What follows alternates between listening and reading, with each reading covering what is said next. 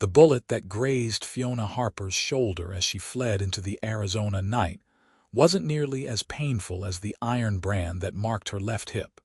A cruel letter R seared into her flesh 3 years prior, when Raymond Sutherland claimed her as his property in a poker game gone wrong. She stumbled through the mesquite and sage, her cotton dress torn and bloodied, gasping for air in the cool darkness of the desert landscape, knowing that if Raymond's men caught her, the beating she'd endured earlier that evening would seem merciful compared to what awaited her return. The year was 1884, and women like Fiona existed in the shadows of territorial Arizona, caught between the law that didn't protect them and the brutal men who owned them in everything but legal name. Raymond ran his operation from a sprawling ranch 15 miles south of Camp Verde, a settlement that had grown around an old military fort and now served as a rough collection of merchants, ranchers, and drifters trying to carve out existence in the unforgiving landscape.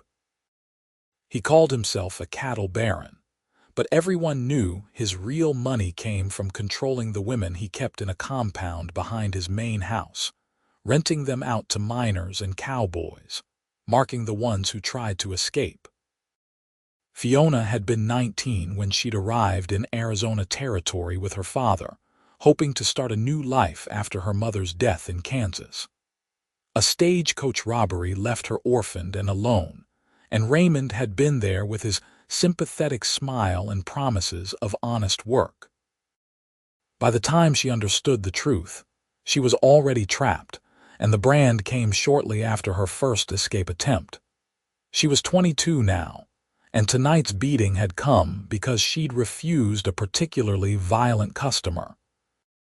Raymond had held the hot iron to her ribs, not quite touching, and told her he'd add another mark if she ever defied him again. So she'd run, waiting until the ranch hands were drunk and distracted, slipping through a window she'd been loosening for weeks. The gunshot had come from the bunkhouse, someone with better eyes than she'd hoped, but she'd made it to the Rocky Hills before they could organize a proper pursuit. Now she pushed forward through the darkness, guided only by starlight and the distant glow of what she prayed was Camp Verde to the north. Her legs gave out near dawn, and she collapsed behind a formation of red rocks, shivering despite the wool shawl she'd managed to grab. Blood had soaked through the shoulder of her dress, and her bare feet were cut and bleeding. She must have lost consciousness because the next thing she knew, the sun was climbing high and the sound of hoofbeats was approaching. Fear shot through her like lightning. Raymond's men. They'd tracked her after all. She pressed herself against the rock, making herself as small as possible, praying they'd pass by without seeing her. But the horse stopped and boots hit the ground nearby. "Easy now," a man's voice called out, low and calm. "I'm not looking to hurt you." Saw buzzards circling and thought someone might need help. Fiona didn't move, didn't breathe. It could be a trick. Raymond was clever like that. "I've got water and medical supplies," the voice continued. "You're bleeding pretty bad from what I can see. If you're running from something, I won't stop you, but at least let me patch you up first." Something in his tone made her peek around the rock. The man standing there was tall and lean, maybe 25 or 26, with sun-darkened skin and brown hair that needed cutting. He wore working cowboy clothes, dusty from the trail, and his hands were raised in a peaceful gesture. His horse, a sturdy paint, stood calmly nearby. "Who are you?" Fiona managed, her voice hoarse. "Name's Garrett Young. I work cattle for the Miller Ranch about 10 miles north of Camp Verde. Was heading back from checking fence lines when I spotted you." His gray eyes were steady, concerned but not threatening. "You look like you've had a rough time of it." "I'm fine," she lied, trying to stand. The world tilted dangerously, and she would have fallen if Garrett hadn't moved quickly to catch her. "Whoa there.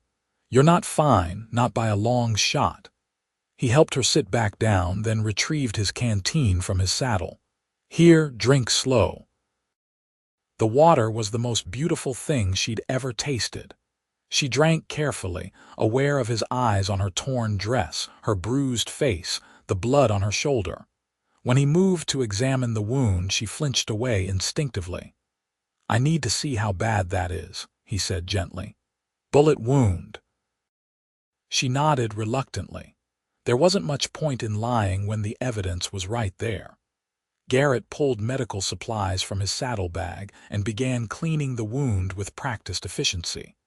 The bullet had only grazed her, leaving a deep furrow but nothing worse. "You're lucky," he said, wrapping clean bandages around her shoulder.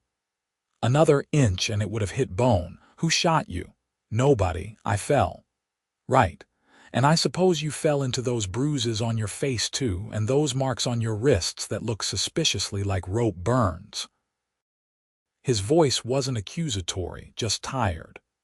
"Look, miss, I don't know what situation you're running from, but I'm not the law and I'm not interested in dragging you back to wherever you came from. I'm just trying to help." Tears burned behind Fiona's eyes, but she'd learned long ago that crying didn't help anything. "I can't tell you. It's safer if you don't know." Garrett studied her for a long moment, then nodded slowly. "Fair enough. But you can't stay out here. The desert will kill you just as sure as whoever you're running from. Camp Verde is about 8 miles north. I can take you there, get you to the boarding house. Mrs. Chen, who runs it, is a good woman, discreet. She might have work for you if you need it. I don't have any money." "Didn't ask if you did." He stood and offered his hand. "What's your name?" "Fiona. Fiona Harper." "Well, Miss Harper, my horse can carry double. We'll take it slow and have you in town before noon. That sound acceptable to you?" Every instinct told her not to trust him, that men only wanted one thing from women like her. But she was injured and exhausted and completely out of options. If she stayed out here, she'd die. If Raymond found her first, she'd wish she had died. At least this way she had a chance. "All right," she said finally, taking his hand. Garrett helped her onto his horse with surprising gentleness, then swung up behind her. He positioned her so she could lean back against his chest without putting pressure on her wounded shoulder, and they set off at an easy walk. The morning sun was already hot, promising another scorching day, but for the first time in 3 years, Fiona felt something that might have been hope stirring in her chest. They rode in silence for a while, Garrett content not to press her with questions. Finally, as Camp Verde's buildings began to appear in the distance, he spoke quietly near her ear. "Whatever it is you're running from, you don't have to go back. There are good people in this town who'll stand by you if you need them. You don't understand what he's capable of. Maybe not. But I know what I'm capable of too." His arm tightened protectively around her waist, "and I know right from wrong." They entered Camp Verde from the east, passing through a collection of adobe and wooden buildings that housed the town's businesses and residents. It wasn't large, maybe 300 people at most, but it had the solid feel of a community that intended to stay. Garrett guided his horse toward a 2-story building with a painted sign that read "Chen's Boarding House" in neat letters. A Chinese woman in her 50s emerged as they approached, her sharp eyes taking in Fiona's condition immediately. "Another one," she said to Garrett, though not unkindly, "found her out in the rocks. She needs a place to stay, maybe some work if you've got it." Mrs. Chen nodded briskly. "Bring her inside. I will make tea and food." She disappeared through the door, already calling instructions in Cantonese to someone inside.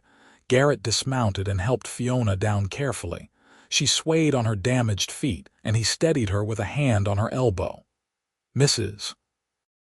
Chen's husband was a railroad worker who died in an accident about 5 years back. She started taking in boarders to make ends meet. She's also got a habit of helping women who need a fresh start, no questions asked." "Why are you doing this?" Fiona asked, searching his face. "You don't know me." "Don't need to know you to see you needed help. Come on, let's get you inside and off those feet." The boarding house interior was simple but clean, with whitewashed walls and sturdy furniture. Mrs. Chen directed them to a small room on the first floor, its window facing the street. The bed was narrow but looked softer than anything Fiona had slept on in years. "Sit," Mrs. Chen instructed, and Fiona obeyed gratefully. The older woman examined her feet with a gentle touch, making disapproving sounds in her throat. "Very bad. Need to soak and bandage. Also this shoulder, infection may be starting. You stay here, rest. I bring medicine and food." "I should probably get back to the ranch," Garrett said, though he seemed reluctant to leave. "Boss will wonder where I got to." "You tell Tom Miller he can spare you for one more hour, Mrs. Chen said firmly. "This girl needs proper doctoring and I need someone strong to help me with water. You stay." A smile tugged at Garrett's mouth. "Yes, madam." He turned to Fiona. "She's bossy, but she's good at what she does. You're in capable hands." For the next hour, Fiona submitted to Mrs. Chen's ministrations while Garrett hauled water and fetched supplies from the general store. The older woman cleaned and bandaged her feet, applied a foul-smelling poultice to her shoulder, and made her drink 2 cups of bitter tea that she promised would prevent fever. Through it all, she asked no questions, though her eyes were knowing. When she stepped out to prepare food, Garrett pulled a chair close to the bed and sat down. "I need to head back soon, but I want you to know that I'll be checking on you. I come to town most Saturdays for supplies. If you need anything, or if anyone bothers you, you send word to the Miller Ranch. Someone will get the message to me." "Why are you being so kind to me?"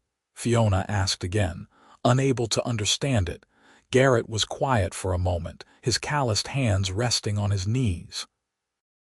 "My sister went missing about 7 years back when I was 18 and she was 16. We were living in Texas then, and she went to town one day to buy fabric. Never came home. We searched for months but never found a trace of her. I think about what might have happened to her, what she might have endured, and I hope that somewhere along the way, someone showed her the same kindness I'm showing you. Maybe it doesn't balance the scales, but it's something." The raw honesty in his voice made Fiona's throat tight. "I'm sorry about your sister. Me too." He stood, settling his hat back on his head. "You rest now. Mrs. Chen will take good care of you." He was at the door when Fiona spoke again, her voice barely above a whisper. "The man I'm running from, his name is Raymond Sutherland. He runs a ranch south of here. If he comes looking for me, he'll have men with him and they won't be polite about it." Garrett turned back, his expression hardening. "Sutherland, I've heard things about him and his operation. Nothing good." He crossed back to her, his voice firm but gentle. "Listen to me, Fiona.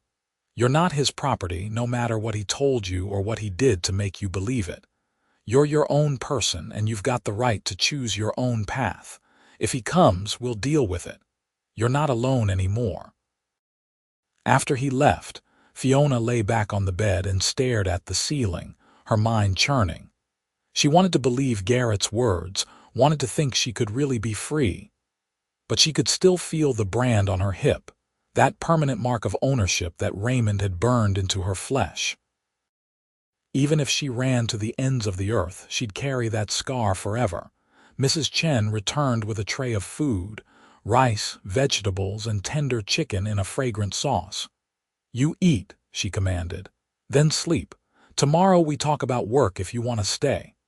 "I want to stay," Fiona said quickly. "I'll work hard, I promise. I can clean, cook, mend clothes, whatever you need." The older woman's expression softened slightly. "Good, you stay then. But today you rest and heal. Tomorrow is soon enough for work." Fiona ate slowly, savoring every bite.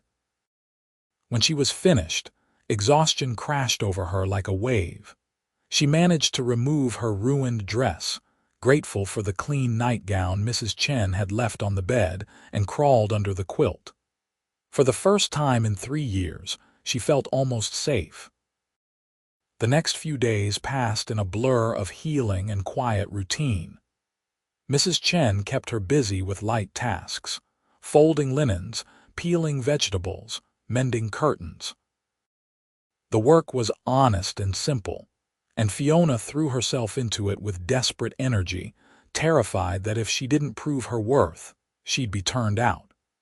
But Mrs. Chen seemed satisfied with her efforts, and even smiled occasionally at Fiona's determination.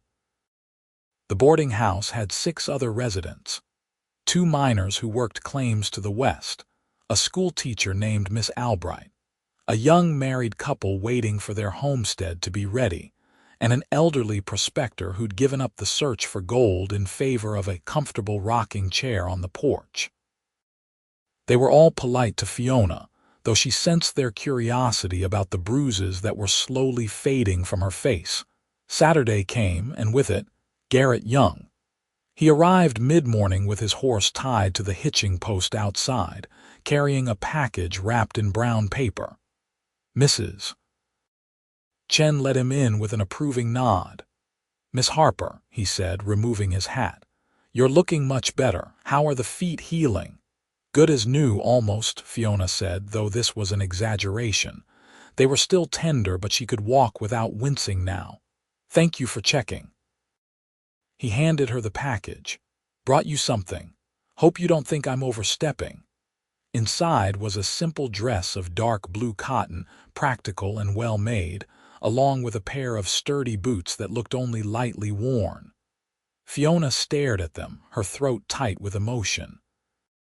"I can't accept these." "Why not? The dress is from the general store, but the boots were my sister's. She was about your size, and they've just been sitting in a trunk at the ranch for years. Seems a waste when someone could use them." His gray eyes met hers steadily. "Please. It would make me feel better to know they're being put to good use." Fiona clutched the dress and boots to her chest, unable to speak around the lump in her throat. Finally she managed, "Thank you. This is incredibly generous." "It's just some clothes," he said, though his smile suggested he understood what it meant to her.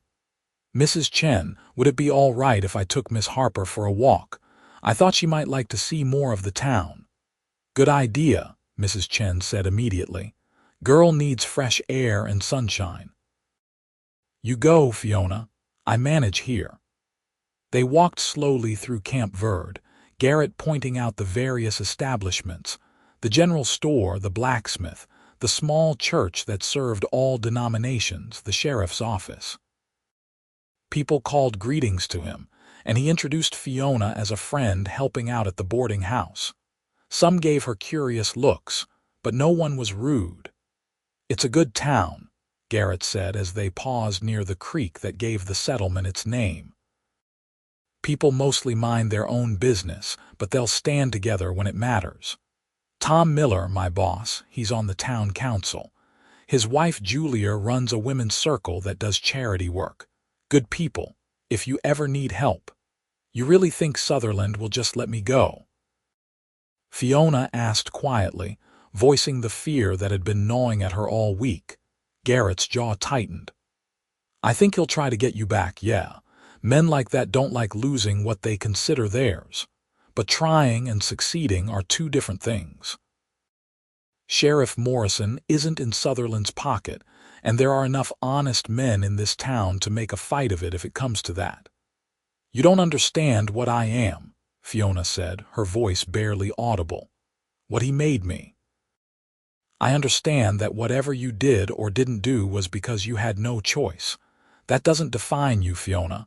You're more than what was done to you." She wanted to believe him, wanted it so badly it hurt. "He marked me," she said suddenly, the words tumbling out before she could stop them. "Branded me like cattle, so everyone would know I belonged to him." The expression that crossed Garrett's face was a mixture of horror and rage. His hands clenched into fists at his sides, and for a moment he looked capable of violence. Then he took a deep breath, forcing himself to calm. "Where?" "My hip, the left one." She couldn't look at him, shame burning through her. His initial, R for Raymond. Garrett was silent for a long moment. When he spoke, his voice was rough with emotion. "Listen to me. That brand is a crime someone committed against you, nothing more. It doesn't make you his property. It makes him a monster. And if he shows his face in this town, I'll tell him exactly that before I beat him bloody." The fierce protectiveness in his tone made something crack open in Fiona's chest. She'd been alone for so long, fighting to survive in a world that saw her as less than human. Having someone stand beside her, someone who looked at her and saw a person worth defending, was almost more than she could bear. "Why do you care so much?" she whispered. Garrett reached out slowly, giving her time to pull away, and gently tucked a strand of hair behind her ear. "Because you deserve someone to care. And because when I look at you, I don't see damaged goods or another man's property. I see a strong, brave woman who survived hell and came out fighting. That's worth something. You're worth something." They stood there in the Arizona sunshine, the creek burbling beside them, and Fiona felt something shift inside her. It wasn't love, not yet, but it was the beginning of something that might become love if she let it. The possibility terrified and thrilled her in equal measure. Over the following weeks, a pattern developed. Garrett came to town every Saturday without fail, and he and Fiona would spend hours together. Sometimes they walked through town or along the creek. Other times they sat on the boarding house porch and talked while she mended clothes or snapped beans for Mrs. Chen. He told her about growing up in Texas, about his family's ranch that had failed during a drought, about drifting west in search of work and finding a place with Tom Miller. She told him carefully edited stories about her childhood in Kansas, about her mother's gentle nature and her father's determination to build a better life. She didn't tell him everything about her time with Raymond. Some things were too dark, too shameful, even though Garrett had made it clear he wouldn't judge her. But gradually, bit by bit, she let him see more of the truth. He never flinched, never looked at her with disgust or pity, just steady compassion and a growing tenderness that made her heart race. The other boarders noticed, of course. Miss Albright teased her gently about her gentleman caller, and even Mrs. Chen's stern expression would soften when Garrett arrived. The boarding house owner had taken to packing extra food in Fiona's lunch on Saturdays, enough for 2 people, with a knowing look that made Fiona blush. 2 months after Fiona's arrival in Camp Verde, Garrett invited her to the Miller Ranch for Sunday dinner. "Boss and his wife have been asking to meet you," he explained. "Julia's heard about you from Mrs. Chen and she's curious. Plus Tom wants to size me up, make sure I'm being respectful." "Are you worried about that?" Fiona asked, amused despite her nervousness. "Not even a little." "I've been nothing but respectful," he grinned. "Might have thought some unrespectful thoughts, but I've kept those to myself." The admission sent warmth flooding through her. There was an attraction between them that had been building for weeks now, but Garrett had been scrupulously careful not to push her. No stolen kisses, no inappropriate touches. Just his hand on her elbow as they walked, the brush of his fingers when he helped her over rough ground, looks that lasted a beat too long and left her breathless. Sunday arrived clear and hot. Garrett picked her up in a wagon borrowed from the ranch, and they drove north through the desert landscape. The Miller Ranch was a prosperous spread with good water and healthy cattle dotting the range. The main house was a large adobe structure with a wide porch and flowering vines climbing the posts. Tom Miller was a barrel-chested man in his 50s with a booming laugh and shrewd eyes. His wife Julia was younger, maybe 40, with prematurely gray hair and a warm smile. They welcomed Fiona with genuine friendliness, asking nothing about her past beyond polite inquiries about Kansas. Over dinner, roasted chicken and fresh vegetables from Julia's garden, the conversation ranged from town gossip to cattle prices to the upcoming territorial fair in Prescott. Fiona found herself relaxing, drawn in by the Millers' easy hospitality and the obvious affection between them. After dinner, Julia invited Fiona to see her garden while the men discussed ranch business. They walked among the neat rows of vegetables and herbs, and Julia said casually, "Garrett's a good man, one of the best I've ever met." "He's been very kind to me," Fiona agreed carefully. "He cares about you. Tom and I both see it. The boy's smitten." Julia paused beside a flowering bush, her expression gentle. "He told us a little about how you met, about finding you hurt out in the desert. I want you to know that whatever you're running from, you've got friends here. And if Garrett Young has claimed you as his, well, that means you're under the protection of this ranch too." Tears pricked Fiona's eyes. "I don't want to bring trouble to good people. Trouble comes whether we want it or not. At least this way you'll have people standing with you when it does." Julia squeezed her hand. "Now let me show you these roses. They're the devil to keep alive in this heat, but I'm stubborn." The ride back to town that evening was quiet, both of them lost in thought. As they approached Camp Verde, Garrett finally spoke. "Did Julia say anything to upset you?" "No, the opposite. She was wonderful. Your employers are good people. They are. Tom gave me a job when I was broke and desperate, taught me everything I know about working cattle. He and Julia have been like family to me." He glanced at her, the last rays of sunset painting his face gold. "I told them about you, about us. Hope that's all right." "What did you tell them?" "That I've met someone special, that I intend to court you properly if you'll have me, that I'm falling in love with you and I think you might be feeling something similar." Fiona's breath caught. They'd been dancing around this for weeks, but hearing him say it outright was different. "Garrett, I'm not sure I know how to be courted properly. I'm not some innocent girl anymore." He pulled the wagon to a stop just outside town, turning to face her fully. "You think I care about that?" "Fiona, I know your past wasn't easy. I know you've been through things no one should endure, but that doesn't change how I feel about you. You're beautiful and strong, and every Saturday I count the hours until I can see you again. If you'll let me, I want to build a future with you. A real one with a home and maybe kids someday if you want them. I want to give you everything you should have had all along." "I'm branded," she said desperately. "Marked permanently. Even if I wanted to forget Raymond Sutherland, I never can." Garrett reached out and cupped her face gently in his hands. "That brand doesn't define you. You belong to yourself now, Fiona. Not to him, not to anyone. If someday you choose to belong to me, it'll be because you want to, not because anyone forced you or marked you. Your choice. Your freedom."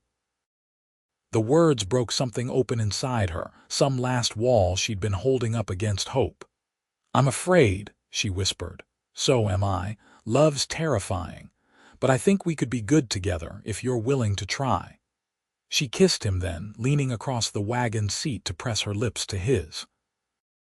It was tentative at first, unpracticed, but Garrett responded with gentle enthusiasm that sent warmth cascading through her entire body.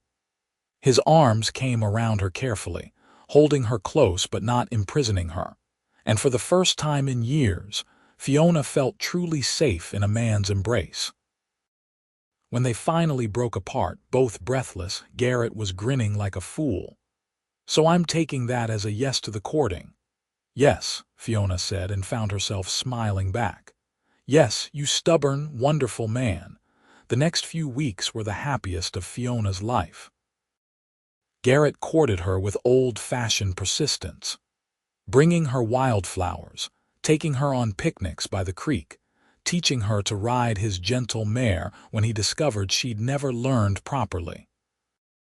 They attended church together, sat through a traveling theater performance in the town square, spent long Sunday afternoons at the Miller Ranch, where Fiona was welcomed as part of the extended family. She was falling in love with him, deeply and completely, in a way she hadn't thought possible for someone like her. He made her laugh, made her feel worthy and cherished. When she woke screaming from nightmares about Raymond, it was Garrett's voice she heard in her mind, telling her she was safe, she was free, she belonged to herself now. Then, on a Tuesday morning in late September, Raymond Sutherland rode into Camp Verde with 5 of his men. Fiona was hanging laundry in the yard behind the boarding house when she heard the horses. Something made her look up, and her blood turned to ice when she saw Raymond's familiar figure on the big black gelding he always rode. He was scanning the street, clearly looking for something, and she knew with sick certainty that he was looking for her. She dropped the wet sheet she'd been holding and ran inside, her heart pounding. "Mrs. Chen, he's here, he found me." The older woman's expression went hard. "You go to your room, lock the door. I handle this. He'll hurt you. Let him try." "Now go." Fiona fled to her room, her hands shaking so badly she could barely turn the lock. Through the window she could see Raymond and his men dismounting in front of the boarding house. She recognized most of them. Jake with the scarred face, Pete who'd shot at her the night she escaped, Curtis who'd always looked at her with cold calculation. Raymond's voice carried clearly through the thin walls. "Good morning, madam. I'm looking for a woman who ran away from my employ a few months back. Fiona Harper. I have reason to believe she might be staying here." "I know no one by this name," Mrs. Chen said coolly. "You leave now. Now, I don't think you understand the situation. That woman stole from me and I want her back. I'm willing to pay a reward to anyone who helps me find her." "And I said I know no one by this name. You deaf?" Raymond's tone hardened. "Search the house, boys." "You have no authority." Mrs. Chen's voice rose sharply. "This is private property." "I call the sheriff." "You do that, old woman. Will be done by the time he gets here." Fiona heard heavy boots on the stairs, heard doors being thrown open. She backed away from her own door, looking desperately for a weapon, anything to defend herself with. Her hand closed on the ceramic water pitcher by the bed just as someone tried her doorknob. "This one's locked," Jake called out. "Break it down." The door shuddered under a heavy impact. Fiona raised the pitcher, knowing it was useless but determined to fight anyway. The door broke open on the second hit, and Jake filled the doorway, his scarred face splitting into a nasty grin. "There you are, girl. Boss has been real eager to see you again. You're in for a world of hurt once he gets you home. I'm not going anywhere with you." "That's not your choice to make." He stepped into the room, reaching for her. Fiona smashed the pitcher against his head with all her strength. He went down with a curse, blood streaming down his face, but Pete was right behind him. Pete grabbed her arm, wrenching it painfully behind her back. "You little wildcat. Come on, let's get you downstairs before you hurt someone else." He dragged her out of the room and down the stairs. Raymond was waiting in the parlor, his expression cold and satisfied. He was a handsome man in a brutal way, with dark hair going gray at the temples and eyes like chips of flint. Those eyes raked over Fiona with proprietorial assessment. "There's my property," he said softly. "Did you really think you could run from me, girl? I own you. That brand on your hip says so. She is not your property." Mrs. Chen stood between them, barely 5 feet tall but radiating fury. "She is free woman. You let her go or I get sheriff." "The sheriff won't do anything. I have lawyers, old woman. Legal documents that say this woman owes me money and labor. Now get out of my way before you get hurt." "Documents mean nothing. You slaveholder, criminal. This is 1884, not before war times." Raymond backhanded Mrs. Chen casually, sending her sprawling. Fiona screamed and lunged toward her, but Pete's grip was iron hard. The other boarders had emerged from their rooms, shock and fear on their faces, but no one moved to help. 5 armed men were too many to fight. "Let's go," Raymond said, jerking his head toward the door. "We've wasted enough time here." They were dragging Fiona toward the door when the thunder of hoofbeats sounded outside. Suddenly, the doorway was filled with men, and at their head was Garrett Young with murder in his eyes. Behind him were Tom Miller, Sheriff Morrison, and at least a dozen other men from town and the surrounding ranches. "Let her go, Sutherland," Garrett said, his voice deadly quiet. Raymond's eyes narrowed. "This is none of your concern, Cowboy. The woman belongs to me and I'm taking her home." "Like hell you are." Garrett stepped into the room and Fiona saw he was wearing a gun, the holster tied low on his thigh. She'd never seen him armed before. "Fiona, you all right?" "I'm fine," she managed, though Pete's grip on her arm was bruising. "Garrett, don't, he'll kill you." "He's welcome to try." Garrett's eyes never left Raymond. "I'm only going to say this once. Let her go, get on your horse and ride out of this town. If you're smart, you'll keep riding and never come back. Or what, you'll shoot me in front of the sheriff." Raymond laughed, though there was an edge to it. "I have legal claim to that woman. She owes me 3 years of service and the cost of her maintenance. That's territorial law." "Actually, it's not," Sheriff Morrison said, stepping forward. He was an older man, gray-haired and weathered, with the look of someone who'd seen too much violence. "Debt bondage is illegal, has been since the 13th Amendment. Whatever arrangement you had with Miss Harper, it's not enforceable by law. Now you can leave peacefully, or I can arrest you and your men for assault, breaking and entering, and unlawful restraint. Your choice." "I have papers," Raymond insisted, but his confidence was wavering. "Don't care if you have papers signed by President Arthur himself. Let the woman go." For a long moment, nobody moved. Then Raymond's hand twitched toward his gun, and everything happened at once. Garrett's revolver cleared leather faster than Fiona would have thought possible, aimed steady at Raymond's chest. Tom Miller and several other men drew their own weapons. Pete shoved Fiona away from him, reaching for his gun. "Don't," Garrett said flatly. "First man who draws on us dies, that's a promise." The tension was suffocating. Finally, Raymond raised his hand slowly. "This isn't over. I have resources, influence. I'll file legal claims, make her life hell." "She'll never be free of me." "She already is free," Garrett said. "You just haven't accepted it yet."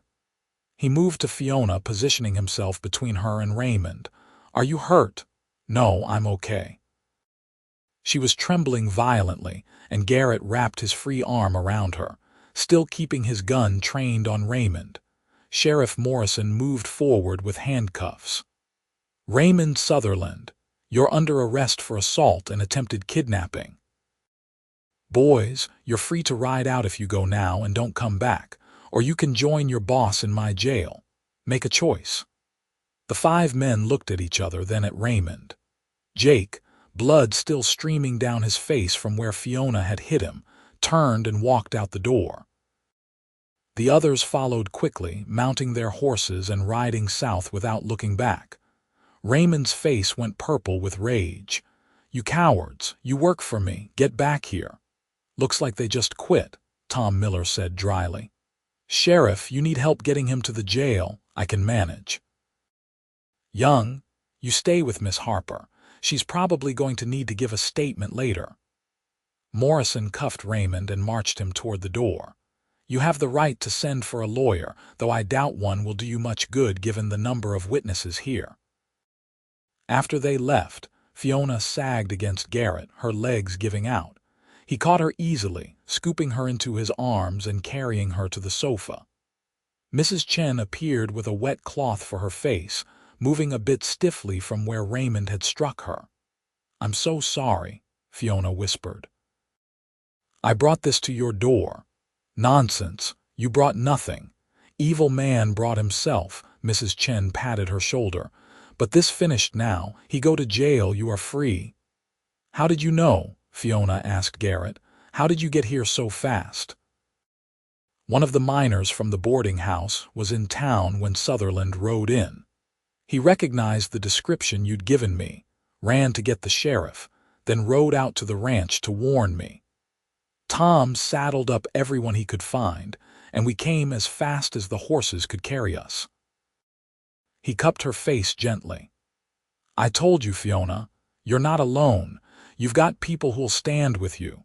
Over the next few days, the full extent of Raymond's operation came to light. Sheriff Morrison, with help from the territorial marshal, raided Raymond's ranch and found 3 other women he'd been keeping there. All of them had stories similar to Fiona's. Young, desperate, trapped by circumstances and then held by fear and violence. Raymond was charged with multiple counts of kidnapping, assault, and running what amounted to a slavery operation. The trial was held in Prescott, the territorial capital, and Fiona had to testify. It was the hardest thing she'd ever done, standing up in that courtroom and describing what Raymond had done to her, showing the brand on her hip to a room full of strangers. But Garrett sat in the gallery the whole time, his steady presence giving her strength, and when it was over, Raymond Sutherland was sentenced to 20 years in the territorial prison. On the ride back to Camp Verde, Fiona felt something shift inside her. The weight she'd been carrying for 3 years, the constant fear and shame, began to lift. Raymond was gone. He couldn't hurt her anymore. She really was free. Garrett must have sensed the change because he reached over and took her hand, squeezing gently. You did good in there. I'm proud of you. I couldn't have done it without you. Sure you could. You're the strongest person I know, but I'm glad I could be there anyway. He hesitated, then said, I've been thinking about something. The Miller place has a foreman's cabin that's been empty since old Charlie retired. Tom's offered it to me if I want it. It's small, just 2 rooms and a kitchen, but it's solid and it's got good land around it. I could run some cattle of my own, start building something real. Fiona's heart began to beat faster. That sounds wonderful. It does, doesn't it? Only thing is, it seems like an awful lot of space for just one person. I was thinking maybe it could be a home for 2 people, if the second person was agreeable to the idea. He pulled the wagon to a stop and turned to face her fully. Fiona Harper, I love you. I've loved you since that first day I found you bleeding in the desert, and you looked at me like you were ready to fight the whole world with your bare hands. I want to marry you, build a life with you, give you everything you deserve and then some. Will you have me? Tears were streaming down Fiona's face, but she was smiling. I love you too. So much it scares me sometimes. And yes, Garrett Young, I'll marry you. He kissed her then, deep and passionate, and Fiona felt the last pieces of her broken heart knit themselves back together. When they finally broke apart, both breathless and laughing, Garrett reached into his vest and pulled out a simple gold ring. Belonged to my mother, he said, slipping it onto her finger. She gave it to me before she died, told me to save it for the right woman. I think she'd be happy knowing it's yours now. They were married in the little church in Camp Verde on a crisp October morning, with what seemed like the entire town in attendance. Mrs. Chen wept openly through the ceremony, and Tom and Julia Miller stood up with them as witnesses. Fiona wore a new dress of soft ivory cotton that Julia had helped her make, and Garrett wore his best suit with his hair slicked back and a nervous smile on his face. When the preacher pronounced them man and wife, and Garrett kissed her in front of God and everyone, Fiona felt something she'd never expected to feel again. Pure, uncomplicated joy. This man loved her, chose her, stood by her when she had nothing to offer but a damaged past and an uncertain future. and she loved him with every fiber of her being. The wedding celebration lasted well into the evening, with food and music and dancing in the town square. Fiona danced with her new husband, with Tom Miller, with the miners from the boarding house, with anyone who asked. Her feet hurt and her face ached from smiling, but she'd never been happier. As the sun set, painting the Arizona sky in shades of orange and gold, Garrett borrowed Tom's wagon and drove Fiona out to the foreman's cabin that was now their home. It was just as he described, small but solid, with a wood stove, a real bed, and windows that looked out over rolling rangeland. "It's not much yet," Garrett said, suddenly nervous, "but we can add on as we need to make it better." "It's perfect," Fiona said honestly. "It's ours, and that makes it perfect." That night, for the first time in her life, Fiona chose to be intimate with a man. Garrett was patient and gentle, taking his time, making sure she felt safe and cherished every moment. When he saw the brand on her hip, he pressed a kiss to it and said softly, "This is just a scar now. It doesn't mean anything except that you survived. You're mine by choice, not by force, and I'm yours the same way." They made love slowly, learning each other, and afterward Fiona lay in Garrett's arms feeling more whole than she ever had. The past would always be part of her, the scars would always be there, but they didn't define her anymore. She was Fiona Young now, a rancher's wife, a woman with a future stretching bright before her. The first year of marriage was an adjustment, learning to live together and trust completely. There were hard moments when Fiona's nightmares returned, when the sight of a stranger on horseback would send panic shooting through her. But Garrett was always there, steady and patient, reminding her she was safe, she was loved, she was free. They built their life piece by piece. Garrett worked hard for Tom Miller and began building his own small herd with the wages he saved. Fiona kept a garden that was the envy of the county, raised chickens, and took in sewing work from town. Mrs. Chen remained a close friend, often riding out to visit and staying for Sunday dinner. In the spring of their second year of marriage, Fiona realized she was pregnant. The discovery filled her with joy and terror in equal measure. She'd never thought she'd have children, never thought she deserved that kind of normal happiness. When she told Garrett, he picked her up and spun her around, laughing with pure delight. "We're going to be parents. Lord, Fiona, I'm going to be a father." "You're going to be wonderful at it," she said, cupping his face in her hands. "You're the best man I've ever known." Their son was born on a cold December morning, delivered by Julia Miller with Mrs. Chen assisting. It was a long, difficult labor, but when Fiona finally held that tiny, squalling baby in her arms, she felt a surge of love so powerful it took her breath away. Garrett, who'd paced holes in the floor during the birth, sat beside the bed with tears streaming down his face. "He's perfect," he whispered, touching the baby's tiny hand with one calloused finger. "He's absolutely perfect." They named him Samuel, after Garrett's father, and he had his daddy's gray eyes and his mama's stubborn determination. Watching Garrett with his son, seeing the gentle way he held the baby and the fierce protectiveness in his expression, Fiona fell in love with her husband all over again. Life settled into a comfortable rhythm. Samuel grew from baby to toddler, into a wild little boy who followed his father everywhere and kept his mother constantly busy. When he was 3, Fiona gave birth to twin daughters, Lucy and Rose, who had their father wrapped around their tiny fingers from day one. The cabin had been expanded twice by then, with 2 additional bedrooms and a proper parlor. Garrett's herd had grown to over 100 head, and Tom Miller had made him a partner in the ranch. They weren't wealthy, but they were comfortable and happy, surrounded by friends and family. On their 10th anniversary, Garrett took Fiona back to the spot near the creek where he'd first told her he was falling in love with her. The children were with Julia for the day, giving them a rare afternoon alone.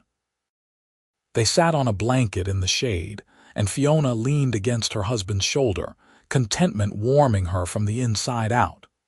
"You ever regret it?" she asked softly. Taking a chance on a broken woman running through the desert, Garrett tilted her face up to his expression tender. "You weren't broken, just bent. And loving you has been the greatest privilege of my life. Every day I wake up grateful that I found you, that you chose to trust me, that we built this beautiful life together." "I used to think that brand defined me," Fiona said, touching her hip where the scar still remained, faded now but never gone. "Used to think I'd always be marked as Raymond Sutherland's property. And now I know the truth. I belong to myself. And I choose, every single day, to belong to you too. Not because I have to, but because I want to.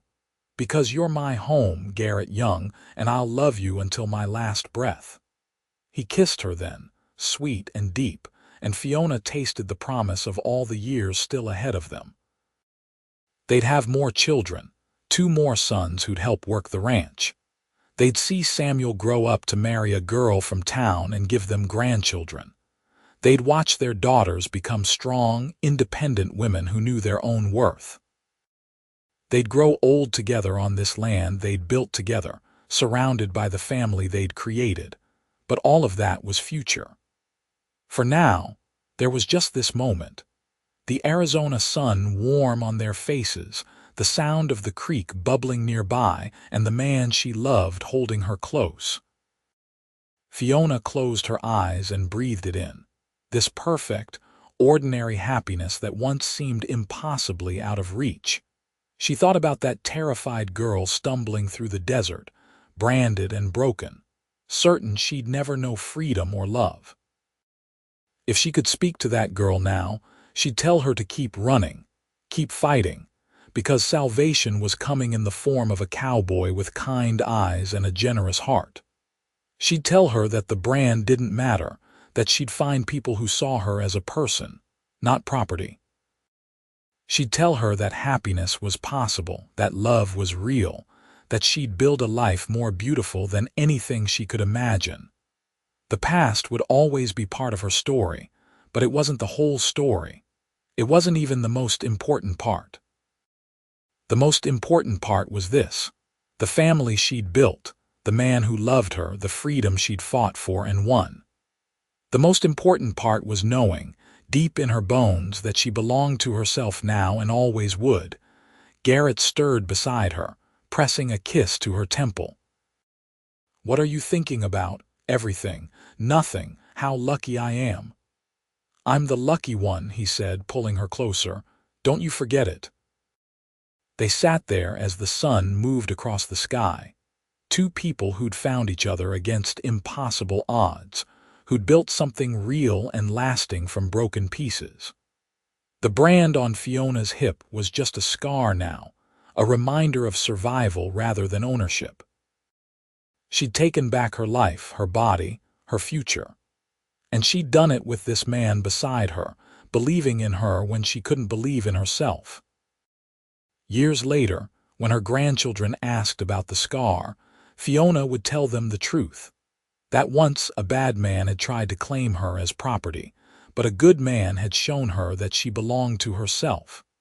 That freedom was something you had to fight for, but it was worth every struggle.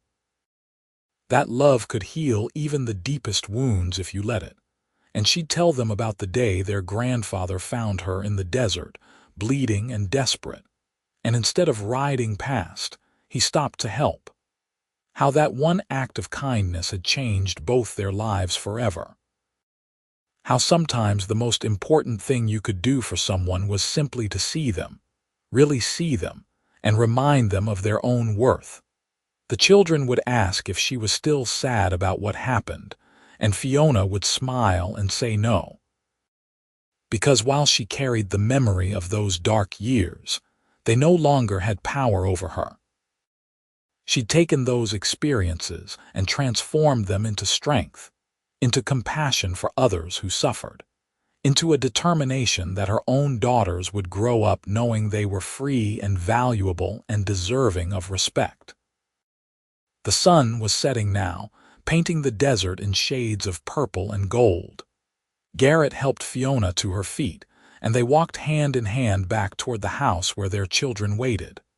Smoke rose from the chimney, and light glowed warm in the windows.